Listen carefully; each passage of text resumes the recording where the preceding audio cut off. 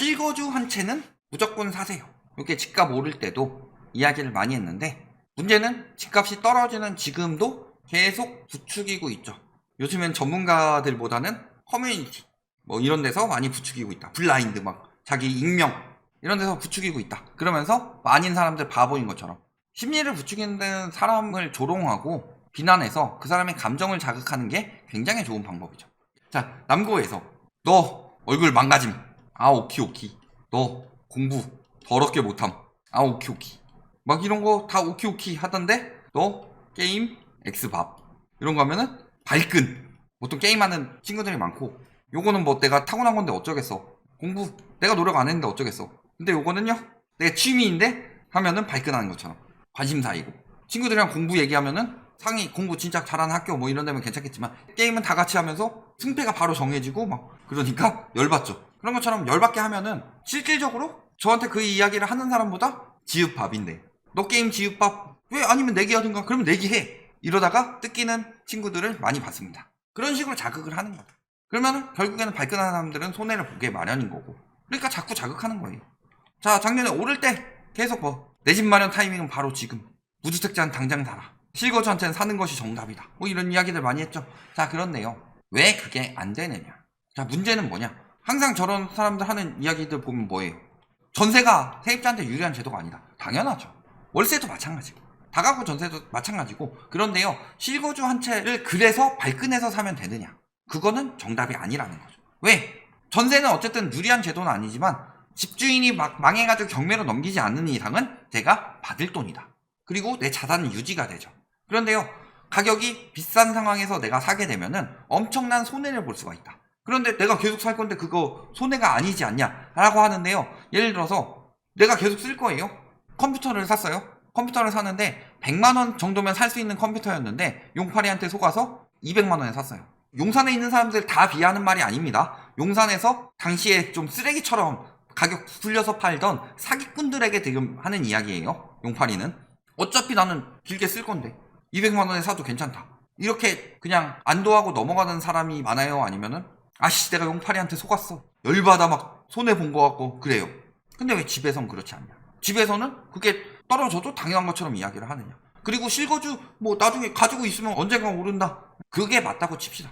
그런데 언젠가 오를 때까지 사람들이 버틸 수가 있느냐. 집값이 떨어지는 시기는 왜 떨어져요? 사람들의 여력이 떨어지기 때문에. 대출이든 혹은 소득을 통한 저축이든 여력이 떨어지기 때문에 못 버티는 건데, 그때 당연히 버틸 것처럼 이야기를 해요. 빚을 잔뜩 내서 지금이라도 사라 이야기하는 사람들은 다 빚을 잔뜩 내서라도 사라 그래요. 집값이 떨어지는 시기는 왜 떨어져요? 금리 올라가고, 그래서 비소비 지출 늘어나고, 경기 침체돼가지고 돈은 잘 안 벌리고, 그러니까 못 버텨서 떨어져 나가는 거예요. 하우스푸어가 그때 양산이 되는 거고, 그때도 빚 잔뜩 내서 사라 이런 식으로 말하고 있죠. 계속 이런 식으로 부추겨요. 그래서 영끌 유도했죠. 어떻게 됐어요? 막 집 못 산 사람들 벼락거지 됐다. 소처럼 일했는데 벼락거지 통계로 증명됐다. 가만히 있으면 벼락거지, 막 참았더니 벼락거지. 영끌 당장 해라, 지금이라도 영끌해라. 결과는요, 예전에 집 안 샀으니까 싸웠다고 했는데 지금은 집 샀기 때문에 싸운다고 합니다. 영끌 매수는 인생의 실수다. 원리금 290만원이면요 맞벌이해도 한 명의 연봉은 원리금으로 빠지고 있고 나머지 한 명의 돈으로 생활해야 된다는 거예요. 그것도 나름 잘 번다고 했을 때. 이제 영끌 가스라이팅 안 먹힌다. 저희가 많이 말씀드렸죠. 이제서야 기사로 나오고 있어요. 영끌은 가스라이팅이다. 영끌에서 잘 된 사람들을 본 적이 없다. 그거 한두 번 정도 초심자의 행운으로 굉장히 잘 된 다음에 손 떼면 모를까, 영끌에서 잘 되니까 또 영끌하고 또 영끌해가지고 하는 결과는 결코 잘 될 수가 없다. 그런데 부동산 같이 영끌 한방, 이거는 굉장히 위험하다. 왜냐면 길게 생각해야 되니까, 황금성이 떨어지니까. 그런데도 지금도 사라 그래.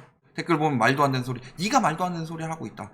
집값의 정상화, 애초에 정상화라는 건 없었고 2008년 글로벌 금융위기를 못 겪었던가, 아니면 뇌가 없으신 분이겠죠. 매수 가격 전해놓고 가격 오면 관망하게 되고 뭐 다 비슷하고 점점 어여들 준비하세요. 언제? 떨어지는데도 실거주 한 채가 진리라고? 진리입니다. 이유는요? 비싸면 안 사고 그럴 것 같죠? 빠지면 빠져서 안 사고 오르면 올라서 안 사요. 그러니까 이런 사람들은 다 뇌피셜로 말하고 있다. 한 번이라도 확인해보고 이야기를 해라. 집 살 타이밍이 아니라고 말하는, 왜 무주택자 여태까지 무슨 타이밍 타령이냐. 다 심리만 자극하고 있죠. 당연히 타이밍 타령이죠. 이런 식으로 왜 자꾸 부추기고 있느냐. 집값이 떨어지니까. 그러면서 뭐 하고 있어요? 이 짓거리 하고 있죠. 저희가 매우 좋아하는 동네죠. 저희한테 매우 욕 많이 하는 동네. 제가 오래 살 수 있도록, 장수할 수 있도록 만들어주는 동네죠. 아마 저기 첫영상 올렸을 때 여기 오면은 나한테 칼 맞는다 이런 댓글도 많이 달렸었는데 어떻게 하고 있어요?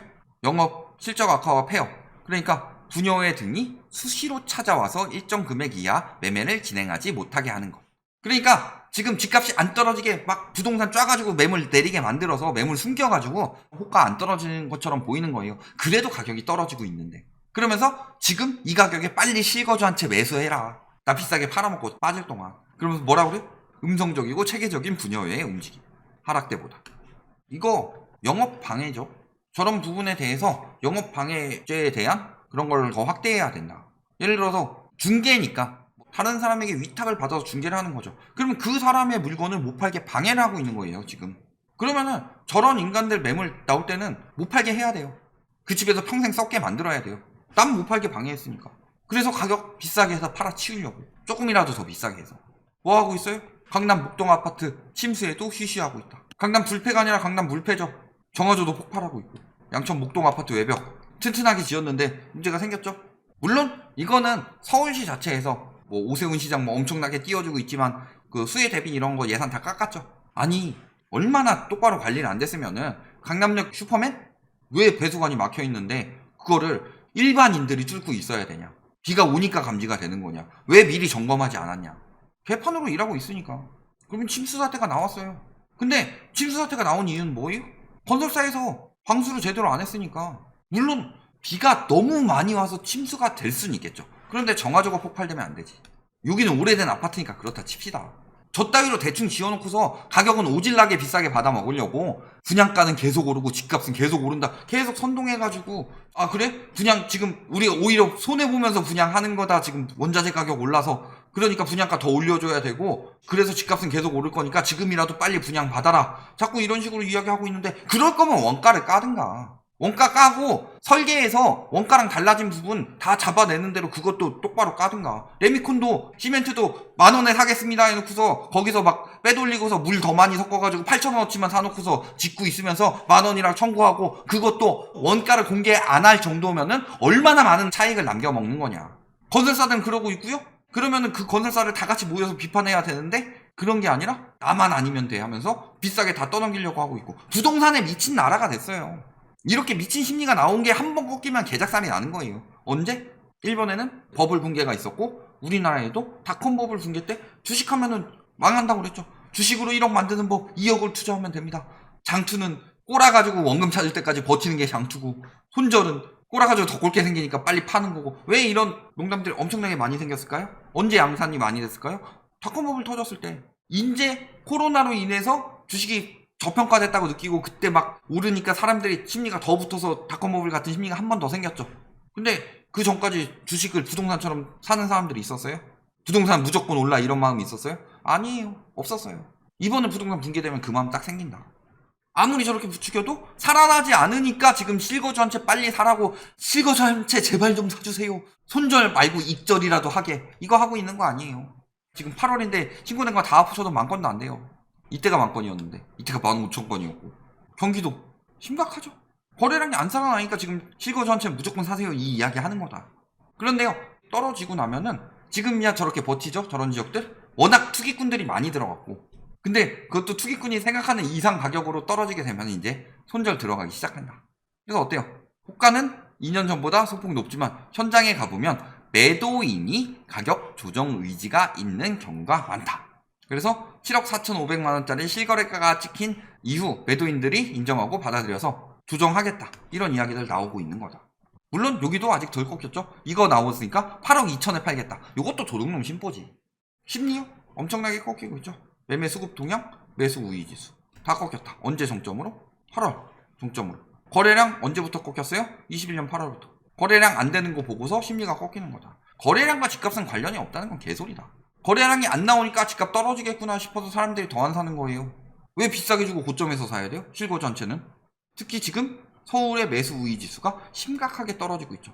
국가 통계 보지 말고 민간 통계 보라는 인간들. 서울의 매수 우위 지수가 무지하게 빠르게 떨어지고 있습니다. 심리 개박살 났단 소리죠. 그런데 그런 이야기를 왜 요즘에 포털 메인에는 안 올라오고 언론들은 기사를 쓰지 않느냐. 그 다음에 무주택자들 떨어지면 안 사요. 자, 부동산 정책 제외하고 생애 첫 부동산 매수 비율. 언제 많이 샀어요? 하락기. 언제부터 안 사요? 상승기. 기보유자들 매수세가 언제 증가하느냐? 2014년에 최노믹스하고 부동산 3법하고 엄청나게 풀어주니까 14년부터 기보유자 매수율이 쭉 떨어진다. 그러다가 언제 다시 사요? 2019년. 왜? 이때부터 미중 무역전쟁으로 금리 낮추고 코로나로 금리 또 낮추니까 떨어지게 생겼었는데 안 떨어지네? 부동산은 역시나 오르는구나 하면서 2030들 엄청나게 부추겼죠. 그래서 이때 늘어난 거예요. 이때 들어간 첫주택 무주택자들이 글로벌 금융위기 때처럼 집값 계속 오를 줄 알고 샀다가 하우스 푸어 됐다. 이 사람들이 그렇게 되는 거예요. 공포 수요들 들어와서. 근데 실질적으로는 떨어질 때 많이 사죠. 전세 수요의 매매 장려 정책. 전세도 엄청나게 풀어줬어요. 대출도 풀어주고. 집값은 계속 떨어지고 있었고 전세 가격 올라가고 있었죠. 엄청 많이 샀죠. 떨어지면 안 사요? 아니요. 니들 뇌피셜로 나온 거랑은 전혀 다른 통계가 있다. 통계를 가지고 이야기를 하는데도 계속 뇌피셜로 이야기를 하고 있으니 그러면은 그런 사람들을 뭐라고 하느냐? 옹고집이라고 하죠. 남의 말은 듣지 않고 옳은 말은 듣지도 않고 그래 네 생각이 맞아요. 넌 그렇게 생각하면 넌 한 채 더 사세요. 지는 사지 않고 팔려고 매물로 내놓으면서 남들은 사라고 하는 게 그게 무슨 그거는 옹고집도 아니고 놀부심보지. 그래도 여태까지 이렇게 얘기해놓고 실거 전체는 사야 된다. 라이트하우스가 이야기했습니다. 실거 전체는 사라. 실거 전체는 그래도 사셔야 돼요. 다만 언제? 이 가격이 된 후에. 자, 이게 뭐냐? 부동산원에서 뽑은 평균 단위 매매 가격이다. 그랬을 때 이때가 사실은 저점이 되면 안 되는 거였는데 그래도 이 정도를 정상 가격이라고 했을 때 지금 가격이 몇 년 만에 얼마나 올랐느냐? 2배 이상 올랐죠. 그래서 예전에 버블세븐도요 2배 정도 올랐다가 반토막 났죠. 그것처럼 실거 전체는 사셔야 돼요. 그런데 내가 100만원짜리를 250만원 주고 살 이유는 없지 않아요?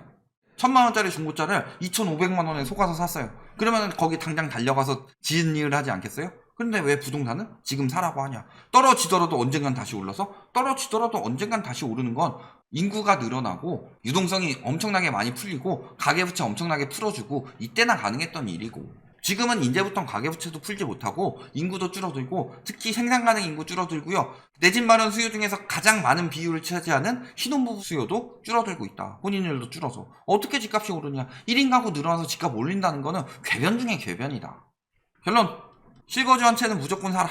자, 여기까지는 틀린 말이라고 안 하겠습니다. 실거주 한 채는 필요한 분들이 많으니까. 다만 이게 지금 당장 언제라도 이런 말들을 이야기하는 것은 사기꾼이다.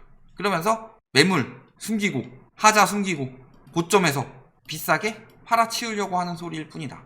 그러니까 이런 말에 속지 마라. 언제 사야 돼요? 정상화 된 뒤에. 라이트하우스는 집 사지 말라는 소리 한 번도 안 했습니다. 지금 사지 말라 그랬지.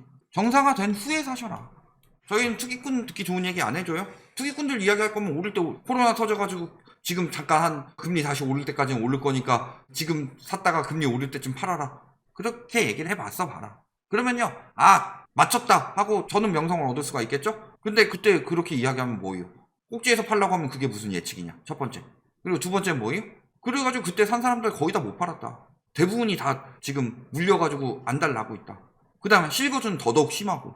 그러면 큰 대세로 봐야 되죠. 지금이 정상 가격이냐 비정상 가격이냐. 비정상 가격인데 정상 가격으로 돌아올 수 있느냐 없느냐. 이 부분에 대해서 이야기를 하고 말한 대로 이루어져 가고 있다. 그러면은 실거주 한 채는 무조건 사야 되죠. 언제? 정상화 된 뒤에. 지금 가격 말고. 지금 전세 사시는 분들 중에서 대출 거의 없이 전세를 사시는 분들은 충분히 그 전세가로 들어갈 수 있을 만큼 매매가가 떨어질 가능성이 높다. 그런데 왜 속아서 비싸게 사서 내 수십 년치 연봉을 남에게 공짜로 안겨주느냐. 이 부분을 잘 생각해 보시면 실거주 한 채는 언제 사야 될지 나오고요. 떨어지면 떨어질까봐 못 산다. 이건 다 거짓이다. 이런 것들이 나온다. 여기까지 말씀드리겠습니다.